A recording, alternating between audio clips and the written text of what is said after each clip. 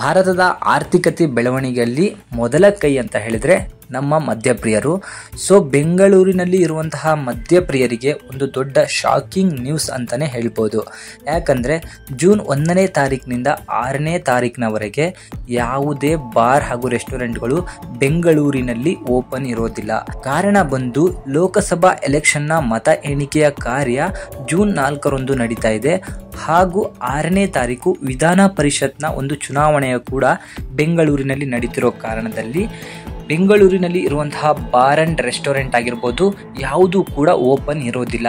1 ವಾರಗಳ ಕಾಲ ಯಾರಿಗೂ ಕೂಡ ಎಣ್ಣೆ ಸಿಗೋದಿಲ್ಲ. ಇದರಿಂದಾಗಿ ಹಲವಾರು ಜನಕ್ಕೆ ಈ ಇನ್ಫಾರ್ಮೇಷನ್ ಗೊತ್ತಿರೋದ್ರಿಲ್ಲ, ಅದಕ್ಕೋಸ್ಕರ ವಿಡಿಯೋ ಮಾಡಿ ತಿಳಿಸ್ತಾ ಇದ್ದೀವಿ. ಸೊ 31ನೇ ತಾರೀಕು ನೀವು ಸ್ಟಾಕನ್ನು ಖರೀದಿಸಿಕೊಂಡು ಇಟ್ಕೊಂಡ್ರೆ ಮನೆಯಲ್ಲೇ ಕುಡ್ಕೊಂಡು ಹಾಯಾಗಿ ಜೀವನವನ್ನು ಮಾಡ್ಬೋದು. ಎಷ್ಟೇ ಹುಡುಕಿದ್ರೂ ಕೂಡ ಬೆಂಗಳೂರಿನಲ್ಲಿ 1ರಿಂದ 6ನೇ ತಾರೀಕಿನವರೆಗೆ ಎಣ್ಣೆ ಸಿಗೋದಿಲ್ಲ. ಕರ್ನಾಟಕದ ಬೇರೆ ಕಡೆ ಎಲ್ಲ ಎಣ್ಣೆ ಸಿಗುತ್ತೆ, ಆದರೆ ಜೂನ್ 4ನೇ ತಾರೀಕು ಮಾತ್ರ ಕರ್ನಾಟಕದ ಬೇರೆ ಕಡೆ ಕೂಡ ಸಿಗೋದಿಲ್ಲ. ಯಾಕಂದ್ರೆ ಪೂರಾ ಭಾರತ ದೇಶದಲ್ಲಿ ಒಂದೇ ದಿನ ಮತ ಎಣಿಕೆ ಇರೋದ್ರಿಂದ ಜೂನ್ 4ರಂದು ಲೋಕಸಭಾ ಚುನಾವಣೆಯ ಮತ ಎಣಿಕೆ ಇದೆ.